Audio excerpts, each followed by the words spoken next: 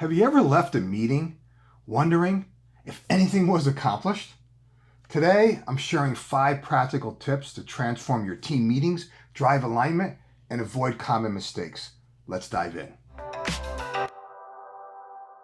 Earlier in my career, I used to run meetings that felt like a complete waste of time.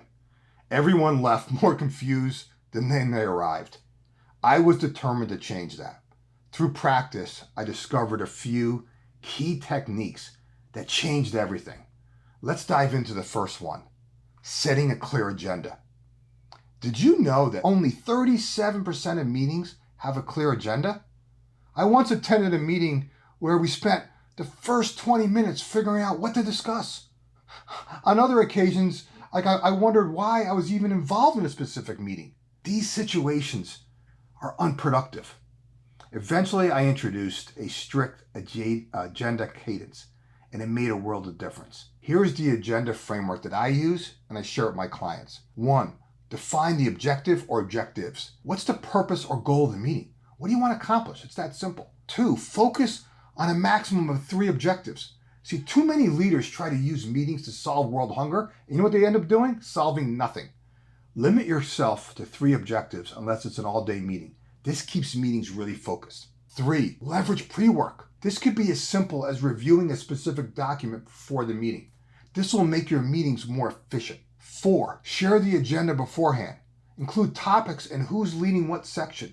People need to know what to expect. I'm such a fan of agendas that now I refuse to attend meetings without them. That may sound extreme, but that practice has made an enormous difference for myself and those I coach. I'll give you an example. One executive once introduced me at his leadership meeting saying, Riv wouldn't attend unless I had an agenda, so here it is. And it's even on company letterhead. His team got a big kick out of it because he never shared an agenda before that day. Once you have a clear agenda, let's talk now about driving engagement. Why do some meetings feel like a monologue and others are buzzing with interaction? In one of my team meetings, I noticed only a few people dominated the conversation while others stayed silent. I knew this too needed to change, so I implemented some new best practices. 1, identify a wingman ahead of time. Before rolling out something new, I share my thoughts with key stakeholders and solicit their input. Why? I want to get their fingerprints both on the strategy and tactics. I then ask them to support me and help me lead a group discussion and activate the opinions of others. And I say that because I want everyone to have a voice. And sometimes as the leader, I need others to help me pull people in. If people feel involved in the process and their opinions are heard or at least considered, you know what? They're more likely to engage. 2, seek out different perspectives. Too many leaders shy away from sharing their ideas with those individuals who they know tend to have a different opinion. In my opinion, these are the most important people to include in your decision-making process. No leader wants a Monday morning quarterback who second guesses their decisions simply because they were left out of the process. My advice, run towards the fire, not away from it. Befriend outspoken individuals. Ask them to identify blind spots in your strategy and tactics. Challenge them to challenge you, but ask them to do it respectfully, especially in a group setting. Trust me, you will earn more respect when you match their level of assertiveness. 3, give credit, don't take credit. As human beings, we all need to be appreciated. When you give others credit, especially in a group forum, for helping you arrive at a certain decision, you know what? They're more willing to share their ideas that they might otherwise have kept to themselves. Good ideas are the lifeblood of any thriving business. So honor the source of those ideas as much as possible. 4, and one of my favorites, leverage a lightning round.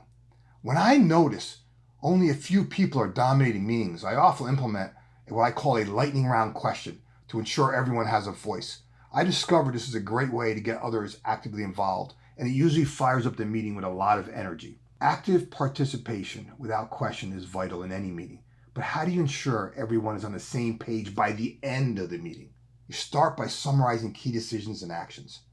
Have you ever walked away out of a meeting without knowing the next steps?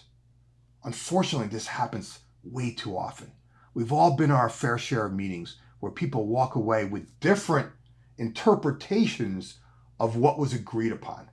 Before closing any meeting, the leader should summarize key points and action items, including who owns what and what is the expected time frame for getting those actions done. In addition, I've added over the years one key question that has become a game changer for me. That question is this: what decisions did we make today? See, this is crucial to get everyone on the same page. What are the common mistakes that you need to avoid?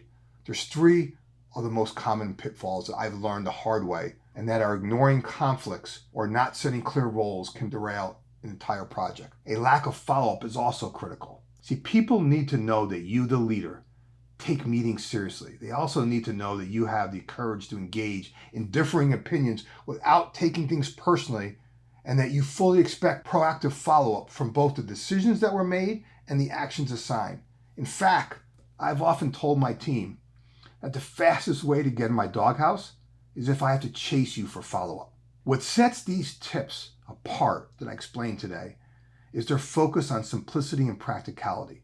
A client once told me that they revamped their entire meeting strategy and it saved them hours each week and dramatically improved their team alignment and engagement.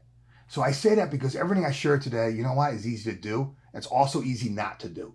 Nothing I highlighted is beyond anyone's capability. I coach from a real world perspective, not some ivory tower approach or something I read in an Amazon book. Everything I do and everything I coach and all the advice I give to people is based upon experience, living in the trenches, making mistakes, and learning lessons. If you found these tips valuable, I want you to imagine what a personalized coaching session could do for you or someone on your team. If you want to build a leadership brand that accelerates your impact and increases your influence in 90 days, or develop leaders on your team who can actually take things off your plate, click the link in the description and schedule an exploratory call. Okay, if you like what I shared today, do me a favor.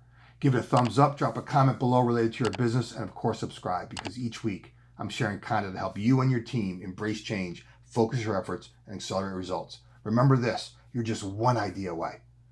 We'll talk to you soon.